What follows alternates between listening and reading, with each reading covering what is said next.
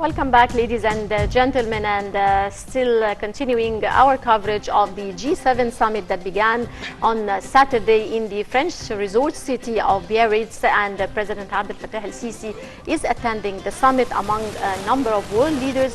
We'll be talking about the significance of this summit and its importance to Egypt, and how can the attendance of Egypt bring more investments to the country. And on this issue, we're glad to be joined here by Dr. Yossef Mazhar, member of the Egyptian Council for Foreign Affairs.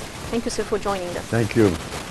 A very good morning to you, sir. And let's start immediately with what my dear colleague Niveen said regarding the invitation of French President Emmanuel Macron to President Abdel Fattah el-Sisi to attend the G7.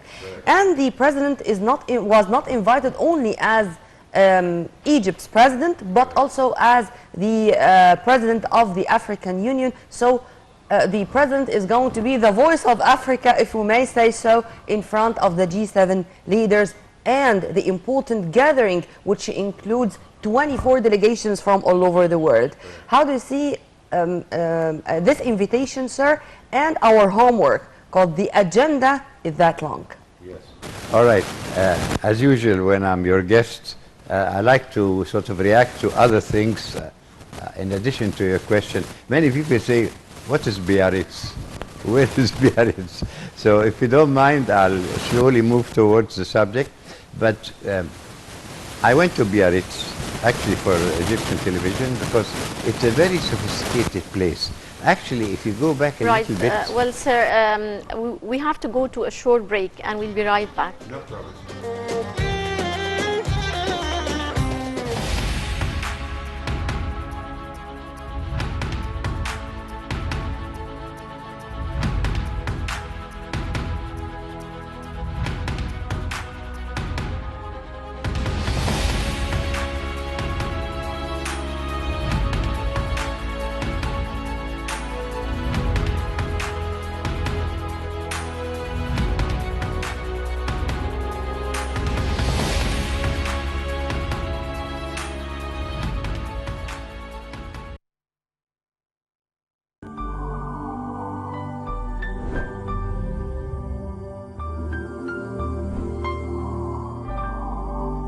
Egypt and France have historical relations dating back to the end of the 18th century.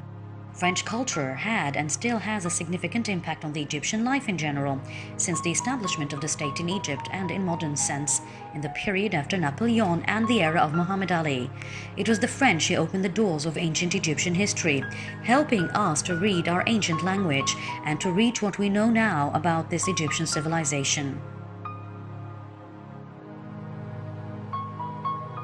One of the most prominent of the French aid is the disappearance of the Rosetta Stone, which was found by an officer of the French campaign to Egypt.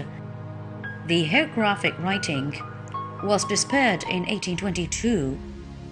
Muhammad Ali began to build modern Egypt. The Egyptian missions went to France in all fields of science and literature, from Rifa al-Tahtawi to Taha Hussein and others.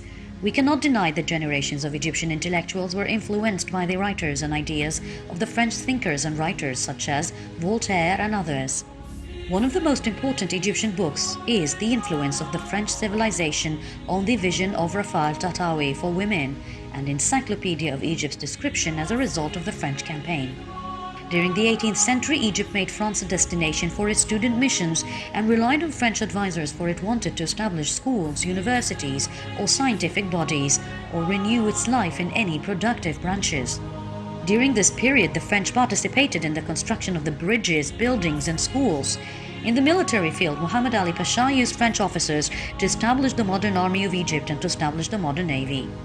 2019 is a very special year in the history of the relations between Egypt and France, coinciding with the 150th anniversary of the opening of the Suez Canal, which is one of the great achievements in the course of bilateral relations.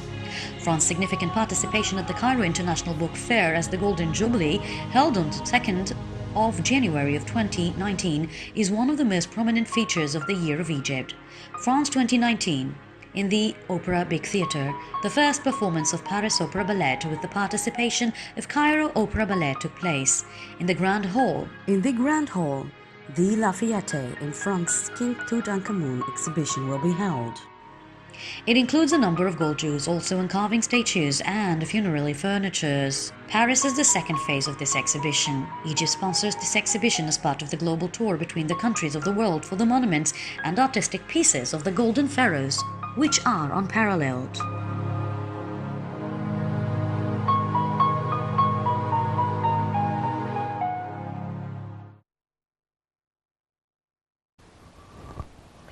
Welcome back, and to continue with our dear guest live here in the studio, Dr. Yossef Mazhar. Dr. Yossef, we were speaking about the invitation of Egypt to participate in the G7, and as the president in specific, the president of Egypt and the head of the AU. Correct. Well, you know, the situation has changed. Of course, the G7 is meeting regularly. It has met also with different memberships. At one time, Russia was in it. And then after that, due to problems in the Crimea, Russia was dropped out, and now it is continuing. And actually, it started as the most advanced industrial countries. But you will notice that Canada was added at a certain time, which is a very welcome addition. So there's always a development in this. And the development now also is the idea that it's not only the G7 countries as such, but they also invite all around it. That's why, for example, President Sisi, representing, let's say, as a new factor, Africa, or the voice of Africa, has been invited. So gradually it's being enlarged. It wasn't just this group of very highly developed industrial countries, but also their clients, their friends, the problems that are in other places, which affects the G7. Yeah.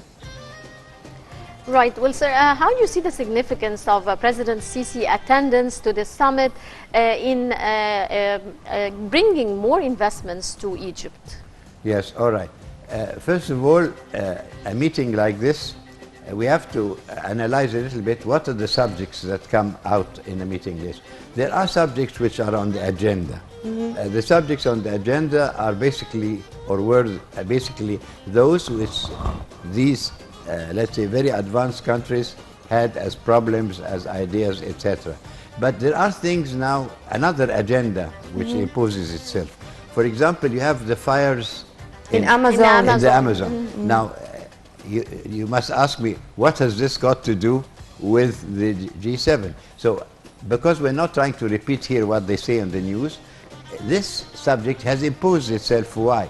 Number one, we're talking in the G7 about the environment. Sure. Now, if a large area of the world, which is forest, is ablaze, that means that it is producing CO2 gases, it is a very big fire, so it's affecting the amount of wood that goes on to the market. It's affecting the environment. The environment is not as pure and clean as it was before. So now there are things very far away from these countries which are affecting.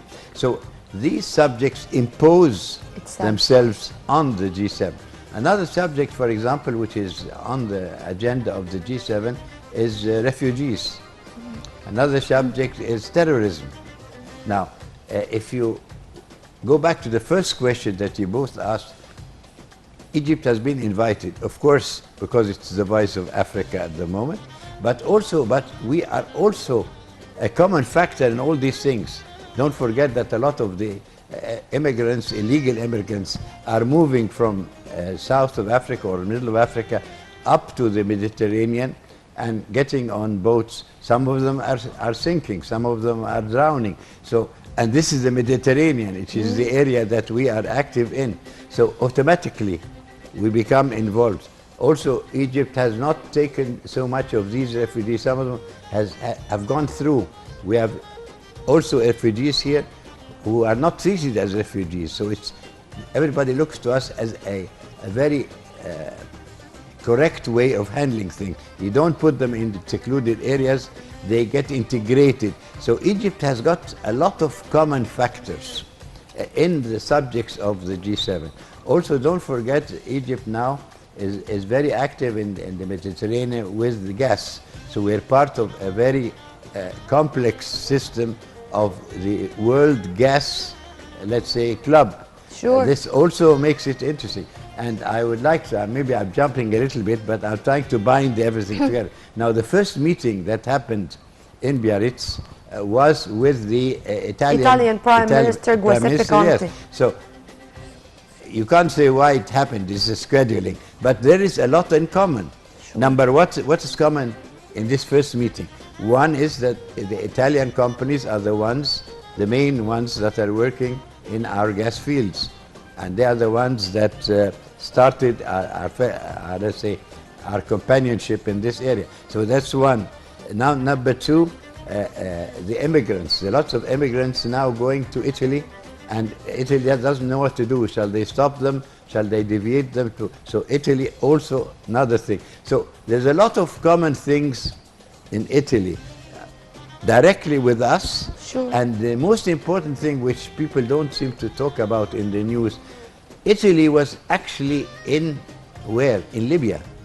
Libya was always a part of, let's say, I don't want to say empire, but part of the, let's say, area in which Italy was very strong in. And in the Second World War, the Battle of Alamein, all the, let's say, Axis troops and the Allies, they all used Libya. They all passed through Libya. So Italy and Libya are again connected. So you see how many connections there are. So Egypt is connected not only because we're a nice place and we can have nice investments, but also there are common interests of all these countries to be with us. You have just echoed, sir, the statements which were released by presidential spokesperson Ambassador Bassam Radi, yes, speaking about the meeting which took place yesterday between President Abdel Fattah el-Sisi in his residency and Italian Prime Minister Giuseppe Conte, because they discussed regional developments, particularly the one in Libya, among between two brackets, fighting terrorism. Yes. Libya is our western gate, and its national security is part and parcel of our national security. But let's return to Biarritz, yes, because you said that you have been there before. Tell us more about the southern resort. You see, if you go back to the history of France, the recent history of France, Biarritz is a very sophisticated outlet onto the sea. But it has always been there for a certain level of aristocracy, of history, etc. And all these other names that you hear now, the Côte d'Azur and Nice and Cannes and all that, these came up much later. So Biarritz is a very sophisticated area. Also, it's far away from any problems of, let's say, congestion. It's a quiet place. It's very well built, beautiful old buildings. It has tremendous facilities for conferences, etc. Actually, I went there because one of your programs here, which is technology, was put into a film festival in Biarritz for short programs. Okay. So Biarritz is very well known for all that. And as you see now, another factor which comes in all these meetings, that it's not the people who are inviting only. There are people who invite themselves, which are those who don't agree, those who are against something or other, and they are a big problem in these conferences because they group together. Some of them are a bit radical. So it's a place, if you had this in Paris, Paris would be all stuck. And don't forget, this model is also in Egypt. All our conferences now are where? Sharm el-Sheikh. You see, so the trend is now, if you have something very, very important, you put it somewhere which is controllable, somewhere which also represents the finesse of the country, and this is what we're doing. Yes. And now we're also doing it for the new city. So the same thing. So Biarritz is a very, very beautiful place. It's a very, let's say, select, and it's an ideal place for such a conference. Right. Well, sir, Egypt is also attending as president of the AU. So how can Egypt help in attracting more European experiences to Africa through its attendance of the summit? Also, to answer this, you know, I always say there is the official part and the unofficial part. The official part is that there is an agenda, and part of the agenda is going to be this group of 7 and their interest in Africa. Now, don't think they're going to leave Africa even without us or with us. They are in Africa. Some of them have been in colonial Africa. So they are there already. But having a partner on the continent itself, and now that we are spreading our, let's say, our contacts, our contracts, etc., inside Africa, so we become a very interesting partner for the G7. Now, don't forget, we always talk about, sometimes we talk about France, we talk about Germany, etc. But don't forget, there's a new player in Africa, which is who? It is China. And Yeah. China has been working slowly and gradually and concentrated in roads, highways, railways, etc. So also being part of this group, no doubt if the Chinese find that we can help add to their input in the projects, which they have beaten us in time, let's say. We were in Africa, Saint Hatshepsut went to Africa. We said that once in a program before. Our queen was there and traded with the land of Punt. But now the big player in Africa in automobile production, in railways, in roads, are the Chinese. So meeting all these people, it's like meeting in a club. It's a very sophisticated political club with certain very positive things, but also there's a lot of the problems of the world are reflecting themselves onto this meeting. Yeah. Right. Well, ladies and gentlemen, now we go to this short break and we'll be right back to continue our discussion on the G7 summit.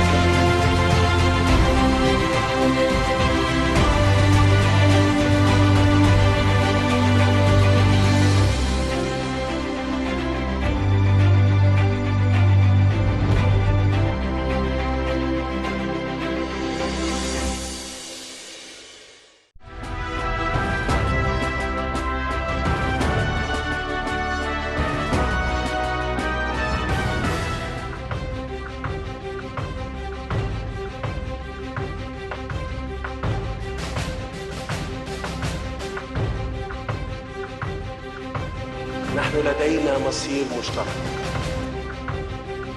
مصر تسلمت الرئاسة الدورية للاتحاد الإفريقي لعام 2019 وتتطلع كعادتها دوما للتعبير عن شواغل الشعوب الإفريقية الشقيقة الرامية لتحقيق الاستقرار والتقدم ودفع عجلة التنمية قدما. إذا كنتم ترغبون في تغيير وجه القارة الأفريقية، فالاتحاد الإفريقي كقيادة تستطيع أن تعمل وتدرس بشكل مركزي لمشروع عملاق لبناء بنية أساسية على مستوى القارة. أنا أتصور أن الأمن والاستقرار استثمار. إذا لم تستقر هذه القارة والأمن فيها بمعدلاته عالية، هذا الأمر سينعكس بالسلب علينا كلنا.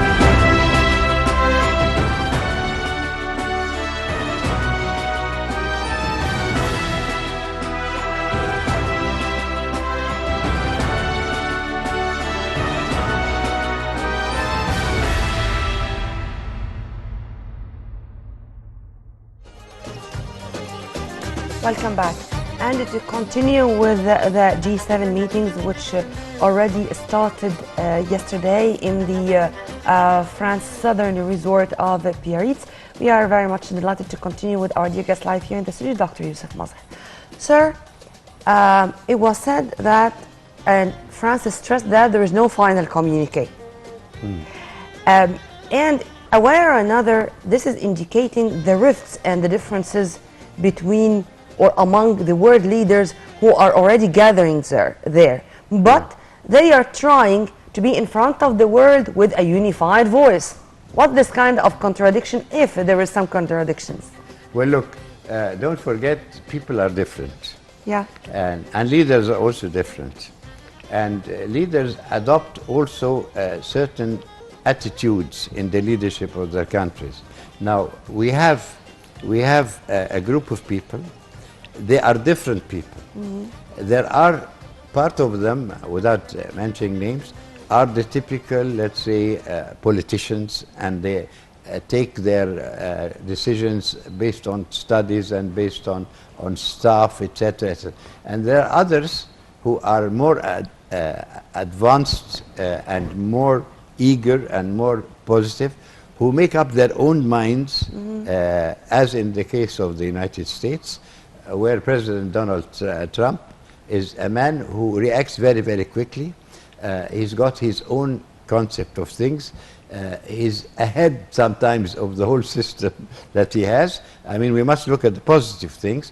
And you have in front of him another leader who is very, let's say, organized. Countries which are very, very organized. They have a system. They've got things are brought up after studying, etc. So there's a bit, of course, there must be a different, a bit of a conflict. So this is normal? Yes, this is very normal. Sometimes it gets out of hand. And don't forget, every one of these countries... We are going to speak about this in detail, but... Right, we're going now to have with us over the phone Ambassador Gamal Bayoumi, former assistant to the foreign minister. Good morning, Mr. Ambassador. Good morning. Ambassador Bayoumi, President Abdel Fattah el-Sisi is currently attending the G7 summit. How do you see the significance of Egypt's attendance of the summit, in not only in bringing investments to Egypt, but also in bringing investments to Africa and providing more cooperation between the G7 countries and Africa? It is a very important meeting, and I always say that the G7 is the board of directors of the whole economic world. And we are keen always to read the final communique of the session, because it said what is going to happen in the next year. So our president is there with two files.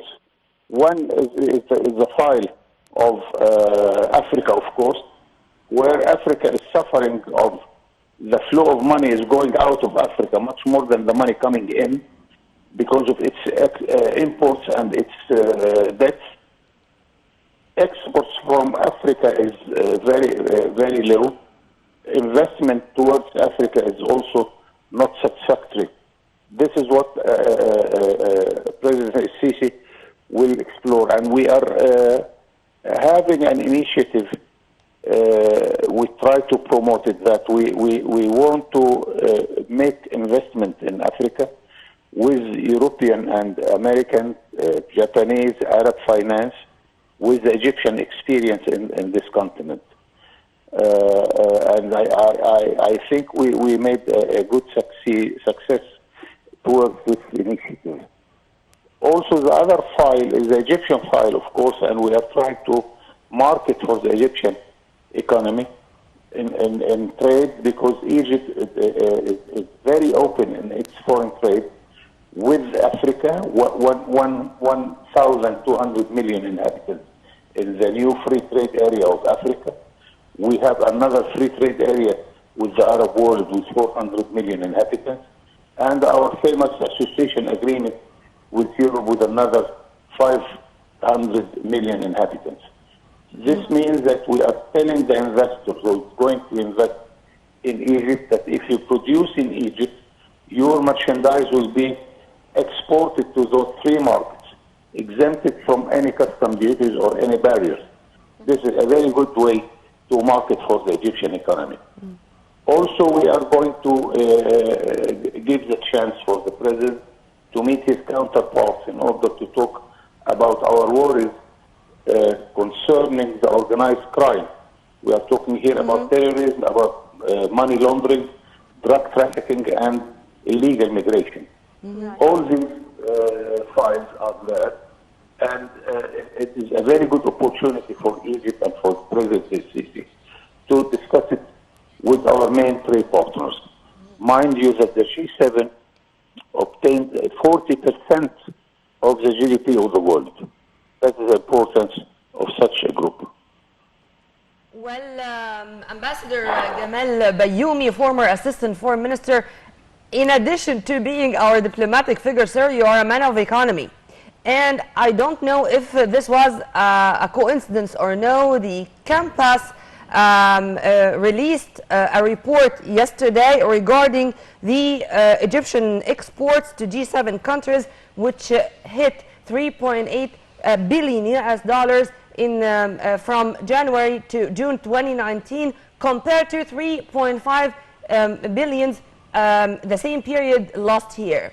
Speaking about these statistics and to be released in a specific in that very important timing, how do you see it, and how do you see the homework or the agenda of Egypt regarding this issue, how to boost trade, how to boost investments, how to boost our exports, how to boost economic and trade ties in general, by the way, with the G7 countries and also with the other countries invited to participate in the G7 2019 in Biarritz? Yes, I read this article this morning, and the figures are going better and better, but it's not enough for any economist like myself. We need to double our efforts, because those markets are huge. Take the European market, take the American, which is the largest importer in the world. Take China, take Africa, where we are exporting much more than we import. With the Arab world also we export more than we import. But of course the results are positive, but not enough in my opinion, and we have to make more efforts in order to make our export much more, to make our investment, foreign direct investment in Egypt much more welcomed. And the sky is the limit there. We have a small problem in Egypt that we are keen to protect the local market, which is not the fashion in economy nowadays. A market of 100 million is good, but better than that we have other markets with 2,000 million inhabitants we can export to them. The industry in Egypt is not exporting enough, and we have to make much more industries towards the foreign market. Otherwise, this will limit our growth, our economic growth in Egypt. Well, Ambassador Gamal Bayoumi, former Assistant Foreign Minister, thank you very much for your input, sir, and have a very good day. And back to you, Dr. Mazhar, how do you see the current economic status taking place here in Egypt, and the economic progress and development that Egypt has been passing through? Well, first of all, I'm very pleased to have Ambassador Gamal Bayoumi with us, because his input is very, very valuable, and he is very knowledgeable in this subject. And maybe I take in answer to your question also what he has submitted to us to add to this very valuable discussion. Don't forget that the new free trade areas, we're not the only ones who are interested in getting into them. And if you look, you find, for example, we had a study the other day, and we were looking at the Egyptian, let's say, bus and automobile industry. Don't forget, we say we want to export to Africa and we want to do this and that, but don't forget for 1 minute that other people are thinking exactly the same thing. Sure. South Africa is very close to many of the countries there. They've got a very massive automotive industry. They've got a very big transportation industry. And already with the free movement, they are just as free to get into this free area as we are. So as His Excellency Ambassador said, we have to really tighten our belts. we have to improve our ability locally, and we have to think that we're not, just because we are leaders or we are head of the African, let's say, at the moment, African group, at the moment, it's a rotational thing, and it's for 1 year. It does not mean that gives you very much edge. It's true, it gives you contacts, etc. So you really have to tighten your belt, and you have to think of all these new areas and how we can beat the other, let's say, people who are interested in this. Don't forget, North Africa now also, and just taking one subject, so we don't take generally, the automotive, the transportation industry from North Africa is very, very strong. We've got Morocco, we've got Algeria, and they've taken up a lot. So they're also interested in this vacuum or in the markets in Africa. So we are competing not only for African markets, but we're competing with other African countries for the same markets. Right. Well, ladies and gentlemen, we now go to this short break and we'll be right back.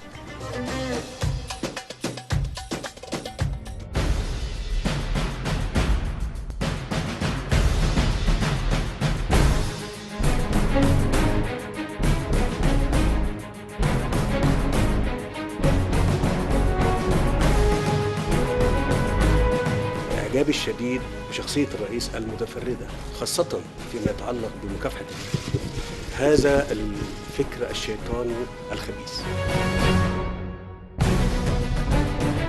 ستجدني أنا ومصر بجانبك في تنفيذ هذه الاستراتيجية لمواجهة الإرهاب والقضاء عليه.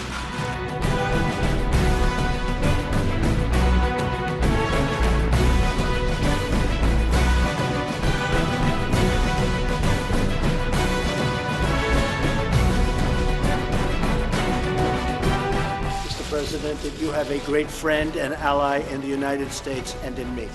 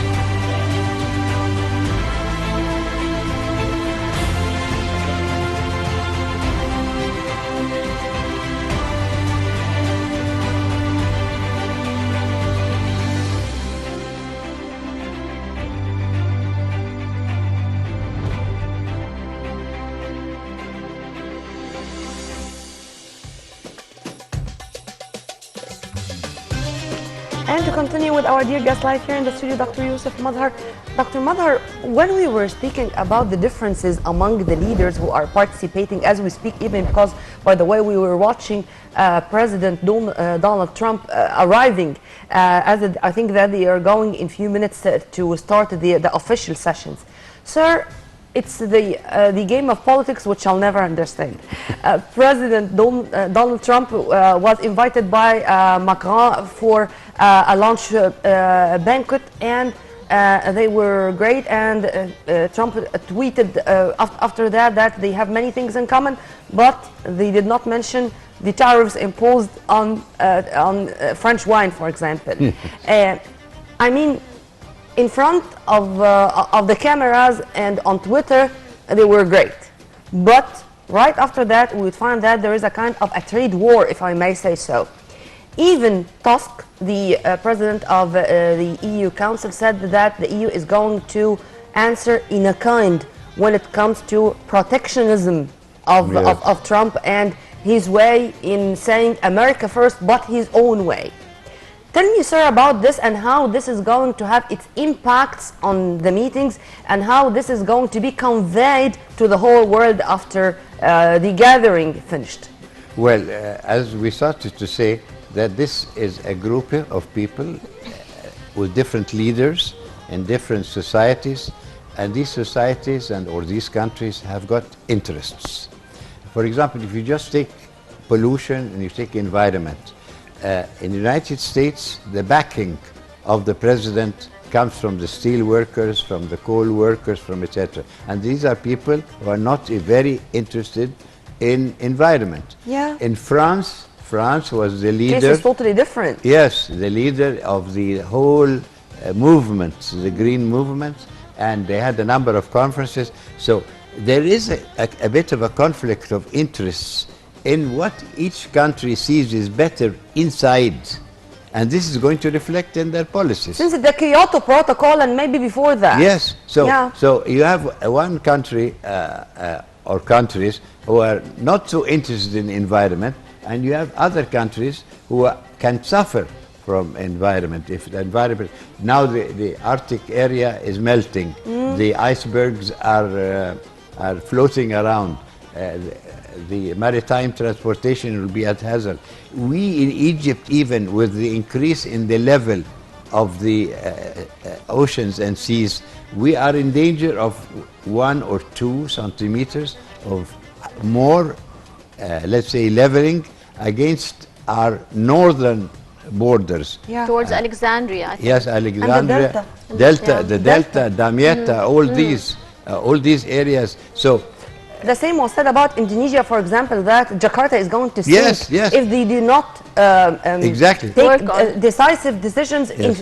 in less than 50 years. Yes, so this is so some countries, their whole existence depends on having a decent environment. Don't forget now with increased temperature, animals are suffering, Yeah. plants are suffering, humans are suffering. Sure. Yeah, I mean, you saw the summer even in France, even in Europe. There were temperatures of over 30 degrees.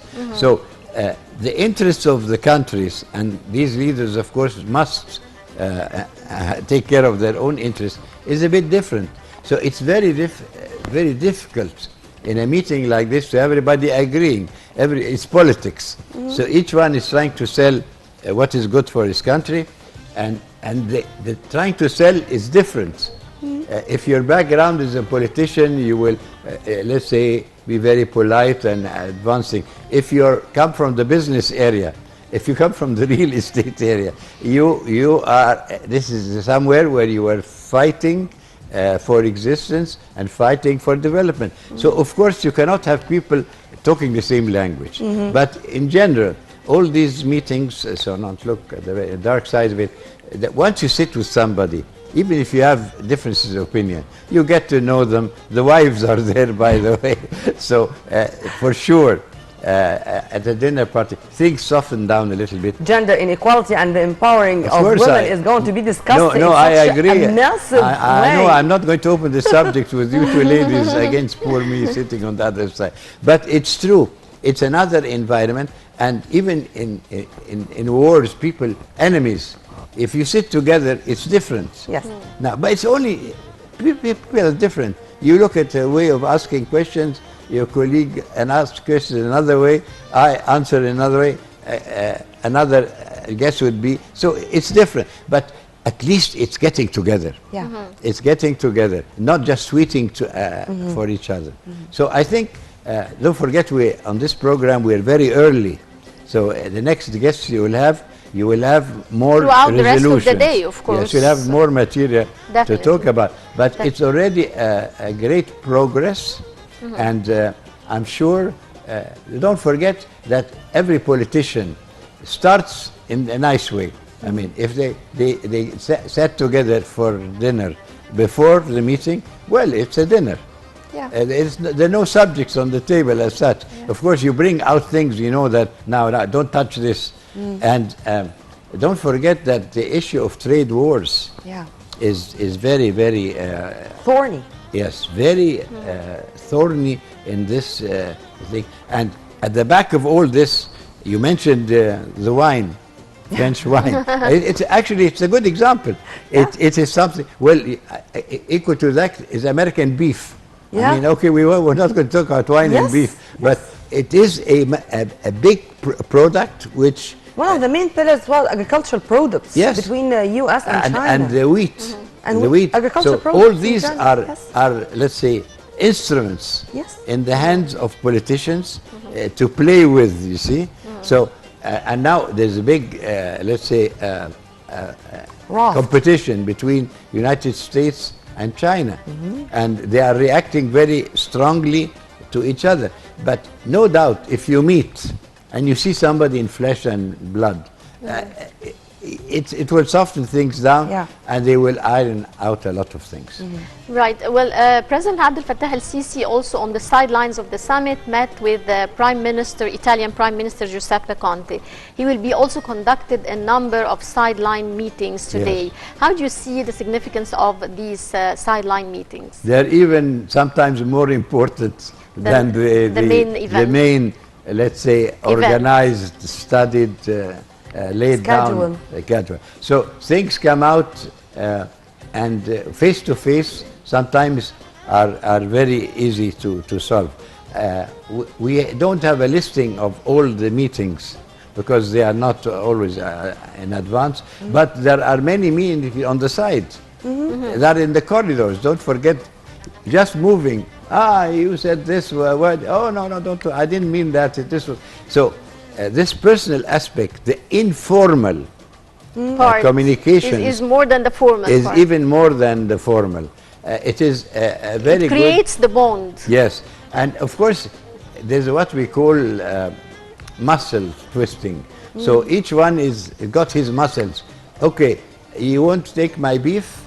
You want to put more customs on my electronics? Okay, I'll put this. And they take very strange things. I mean, you said it's wines. I mean, it's just one element. There are many things in front, but maybe it's the element that hurts more. Yep. You see, if you like, if we had cotton, for example, and people will tell us we're not going to buy your cotton.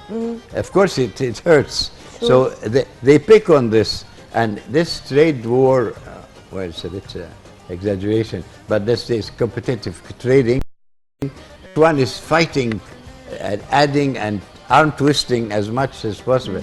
But in general, all these leaders should know that there's a limit to all this, and there is globalization. Of course, even in globalization, some of the leaders are not believing in this.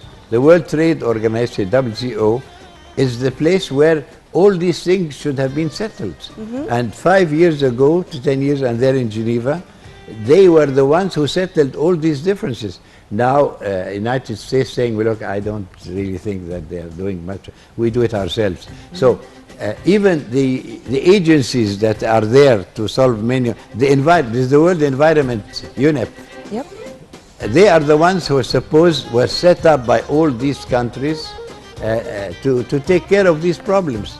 And they used to take care. But some leaders think we are the strongest in the world, we are the most competitive in the world. Why use all this international bureaucracy? It's a concept. Let's wait and see. Today and tomorrow are going to reveal a lot regarding the sessions which are going to take place even as we speak, sir. Well, we were very much delighted to have you, sir, Dr. Yossef Mazhar, member of the Egyptian Council for Foreign Affairs. Always an added value, sir. And we are going to leave you with a promise to see you again in more episodes of our breakfast show and on Nile TV International. Thank you very much. Thank you very much for your intelligent questions and your dedications to the subjects that you are presenting to your audiences. Thank you, sir. Thank you very much, sir, for coming. And ladies and gentlemen, now we come to the end of this edition of The Breakfast Show. You're in the company of myself, Nidine Ramzi, and my dear colleague, Nermeen Abdurrahman. We'll be continuing our coverage of the G7 summit throughout the rest of the day. So stay tuned. Thank you very much, Nermeen. Thank you very much, Nidine. As my dear colleague Nidine said, today it's going to be a full coverage minute by minute with the full coverage of the sessions of the meetings of President Abdel Fattah el-Sisi on the sidelines of the summit and its sessions. Well, all this and in detail is going to be on our screen all over the day and also tomorrow till the end of the summit. Well, thank you very much for being with us, and for more details please log on to www.nileinternational.net. Many thanks for watching.